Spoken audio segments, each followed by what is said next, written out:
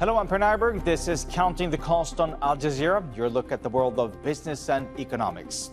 An unprecedented housing crisis. The UN says billions of people globally lack access to affordable and adequate housing. So what's driving this problem? Is housing becoming an investment asset instead of a basic right?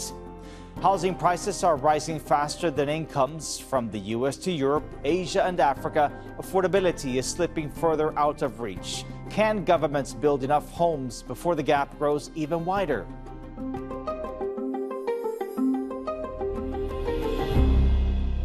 From city skyscrapers to sprawling slums, a roof over your head has never been harder to afford.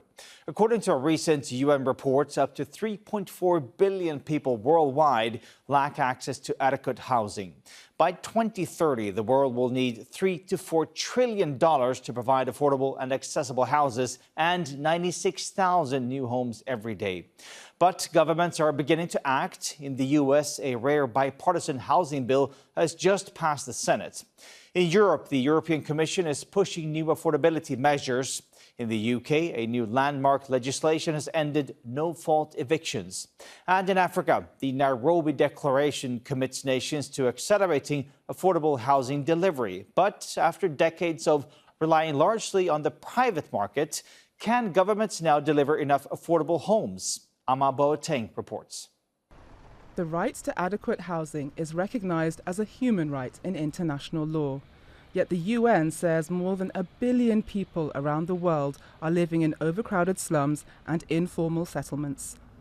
For more than 1 out of every 3 people on our planet, there is no adequate physical manifestation of what a home is. More than 1.1 billion people live in informal settlements, and over 300 million have no housing at all. Africa carries a disproportionate share of that burden. The UN says there's a housing shortage in Africa of 60 million units, and that's likely to exceed 130 million by 2030, in part due to the rapid pace of urbanization. Kenya's President William Ruto spoke about financing solutions at a summit on African development in Nairobi last month. Governments across our continent continue to struggle to finance critical infrastructure, transport corridors, energy systems, industrial parks, logistics networks, and even affordable housing. There is capital in Africa, but Africa's development projects remain starved of financing. In wealthier countries, housing issues are often about affordability, rising rents, and a lack of social housing. The European Union says member countries are facing a housing crisis. There isn't enough supply, leading to an increase in house prices. Between 2015 and 2024, house prices in the EU rose on average by 53%. In the United States, house prices have increased 54% nationwide since 2020. The shortfall in housing rose to more than 4 million homes in 2025. The US Congress just approved a housing bill meant to address homeownership and rising rents. President Donald Trump refused to sign the bill into law, saying he wants to tie it to proof of citizenship. That's despite previously supporting the bill. But homes are built for people, not for corporations, and America will not become a nation of renters. We're not going to do that.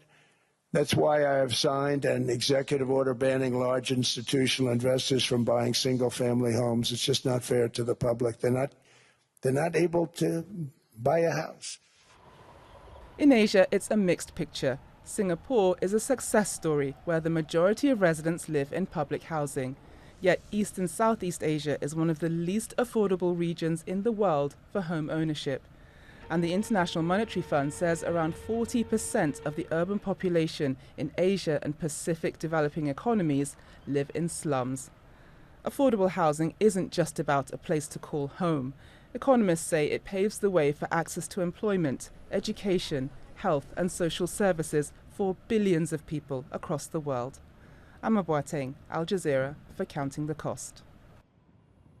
As we've been reporting, the lack of affordable housing is a global issue. But how do we define affordable? The UN Agency for Sustainable Urbanization, or UN Habitat, broadly considers housing as unaffordable when it accounts for more than 30% of household income. For home ownership, one indicator is how house prices compare to household incomes, known as the price-to-income ratio. The latest available figures from 2023 show that house prices in most countries in the world have become seriously, severely, or impossibly unaffordable. East and Southeast Asia has the highest price-to-income ratio of any region. It would take 17 and a half years to purchase a typical home, up from just over 10 years in 2010. But in many cities, a focus on household income doesn't capture the full affordability picture. Other measures include assessing whether families have any money left after covering basic needs such as education, healthcare, and transport. Now let's bring our guests into this discussion. In Brussels, we have Manuel Albers. He is a professor of urban and economic geography at the University of Leuven in Belgium and the author of The Financialization of Housing.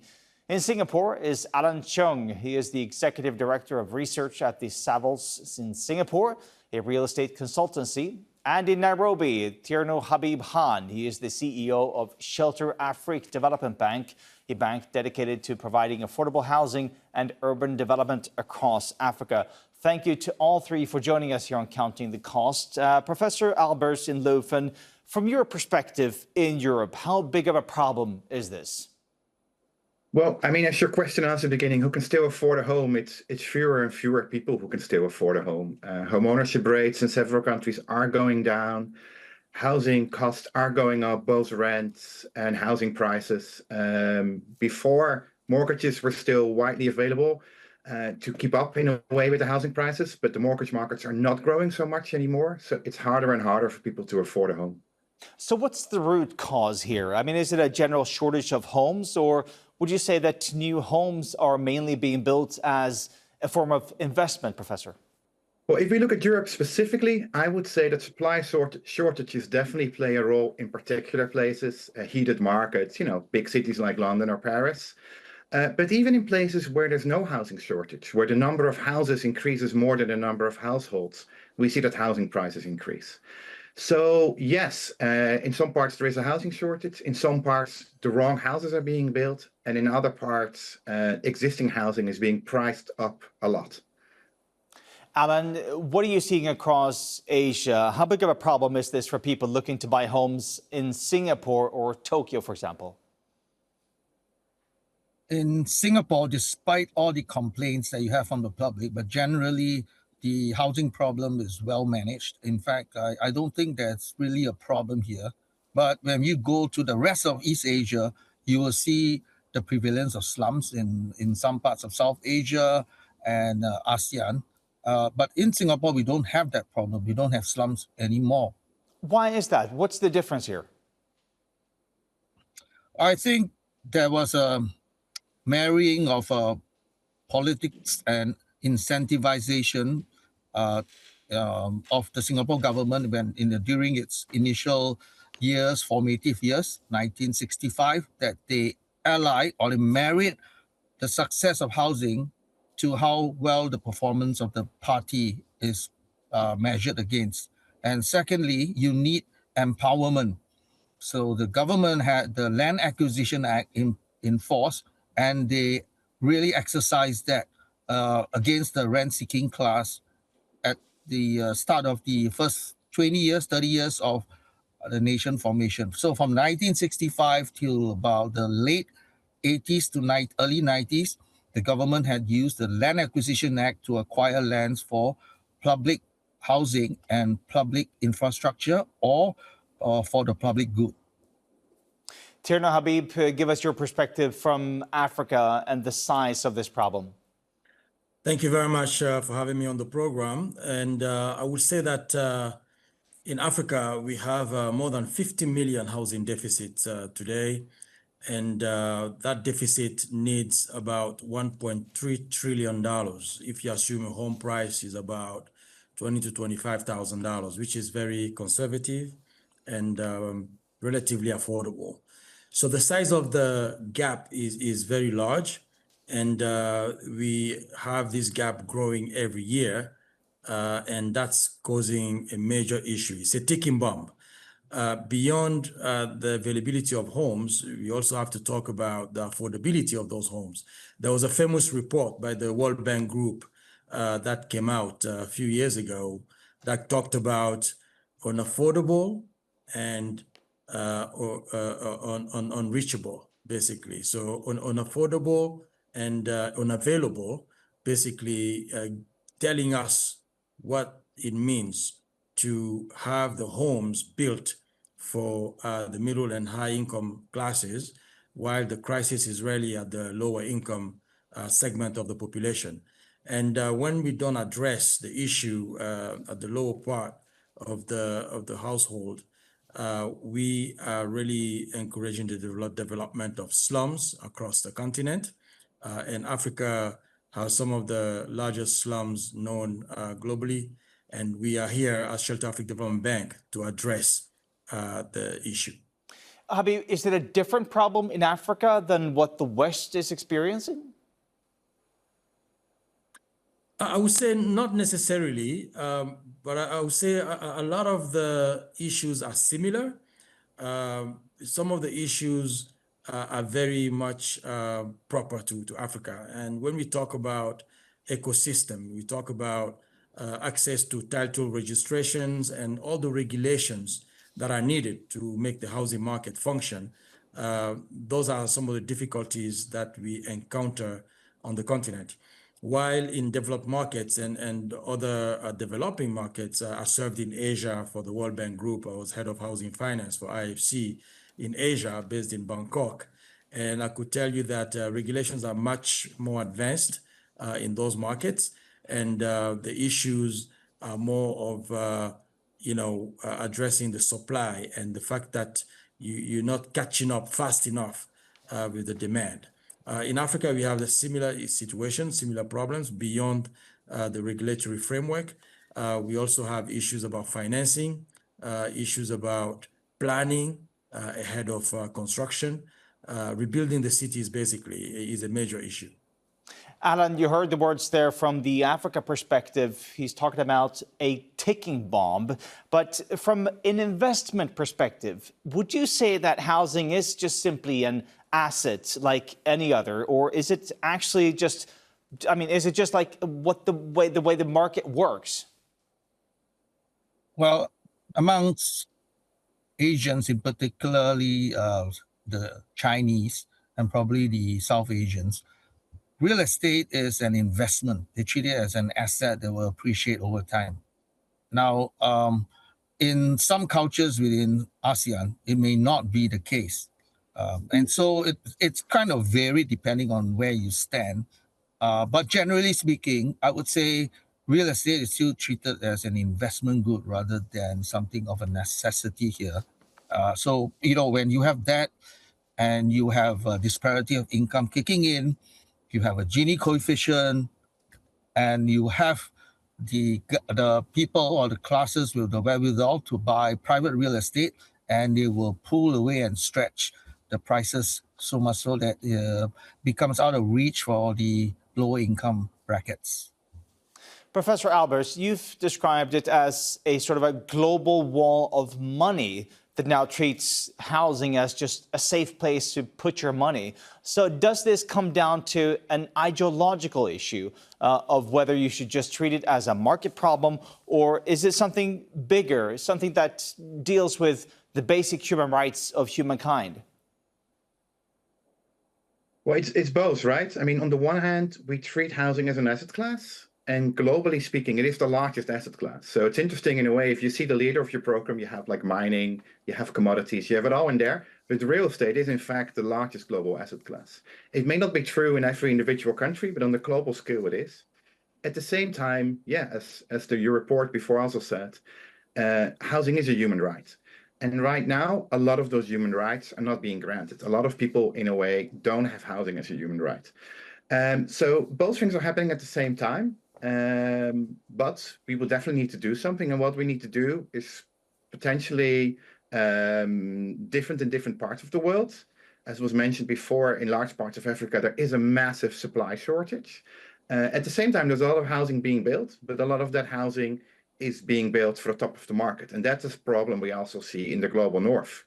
Here in Brussels, where I live, I see a lot of new construction, but it's targeted only at rich people, or it's targeted at people who buy it up and keep the property empty.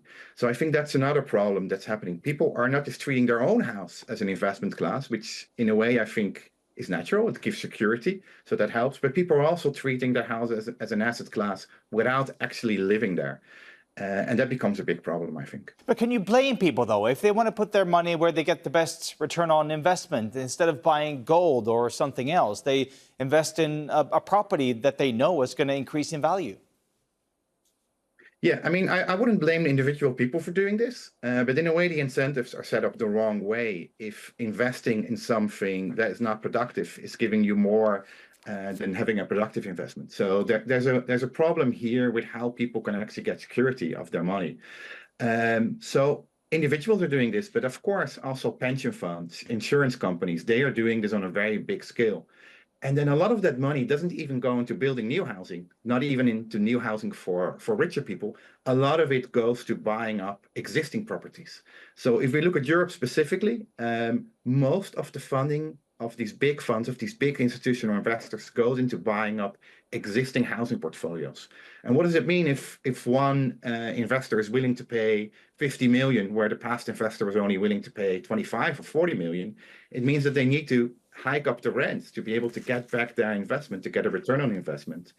So in effect, these investors buying up existing properties don't really contribute at all to solving the housing crisis, because they're not creating any new housing. And for the existing housing, they're just pricing it up. Habib, you were talking about the difference between unaffordability and unavailability. What are the real-life consequences for people in Africa who are facing these problems? Housing is a basic human need. I mean, in the hierarchy of needs, Maslow hierarchy of needs, we're all aware that shelter, food are all human basic needs, basically. And governments have realized this. And in many countries, governments have been taking the bulls by the horn. I mean, I'm here in Kenya, where the government has an intentional and bold program, which is the Affordable Housing Program in Kenya, which is currently building and delivering 270,000 housing units. So it's very massive. In countries like South Africa, government has also built over the many years 1 million homes for low-income, middle-income people over the years. And the issue is about sustainability, because government cannot fund it all. We need to bring in private sector. That's exactly the role Shelter Afrique Development Bank is playing, financing banks for mortgage finance, microfinance institutions, and setting up long-term mortgage refinancing companies. Like in Kenya, we set up the Kenya Mortgage Refinance Company, which provide long-term funding to the banks to help affordability, because the longer the mortgage, the more affordable home ownership is. We did the same in Tanzania, where we set up TMRC, the Tanzanian Mortgage Refinance Company, and West Africa, in the West African Economic Monetary Union, we set up CRH many years ago, which is the Caisse Régionale de Refinancement Hypothécaire in French. It's a mortgage refinance company as well. And the idea for us is really to address that affordability by extending the maturity of the investments in the space. And like you rightly said, investors will go for return, and we need to justify those returns. And I always like to tell developers that we're financing, and they're mainly focusing on the high end. I always tend to tell them that you have two business models, right? In business school, we all learn from. And the one model is building in a small scale, but with high margins, so high prices. That's the high end model. And the second business model is building in large scale, but with small margin, right? And you'll usually find out that the second business model can be way more profitable, because you're really addressing a large gap. I'm talking about 53 million housing deficit, to be conservative, in Africa, needing $1.3 trillion. So the question is not about the size of the investment. The question is, how do we de-risk this investment for the average investor to encourage them to come into the space? And that's exactly what Shelter Africa does. We provide de-risking products and mechanism to the developers, to financial institutions, to encourage them to invest in the space and show them that actually it is very profitable to invest in the sector. Alan, you heard about this solution there from Africa, using private capital, encouraging private capital to contribute to solving this problem. I mean, you're there in Singapore. You mentioned how that stands out in Asia. This solution of using private capital, can that be applied throughout the rest of Asia, do you think, to sort of manage this problem? I think it has to be done judiciously, because once you have private capital coming in, there exists a scope for private profit maximization, and somehow there must be a mechanism to control that. In the case of Singapore, they didn't rely on private capital. I mean, it was pure government brute force and government capital that built all these flats at a fixed price. And only after we have developed to a stage where the country can handle the price increases, if it's left to free market enterprise, that the government began to roll back fixed pricing to a point where it's benchmarked against market pricing, so to speak. So in the earliest days for Singapore, I think they had to control the supply and also on the pricing mechanism. If you just look back at some of these command economies, right? The old Soviet Union, China, they didn't have a housing problem say 30, 40 years ago. It's only when they started to practice private sector and insert private practices, market-driven economic practices into a political structure that didn't match with that capitalistic system, that we have now unaffordable housing in certain cities. So I guess it depends on the stage of development of a country, because housing is ultimately a quasi-public or quasi-private good.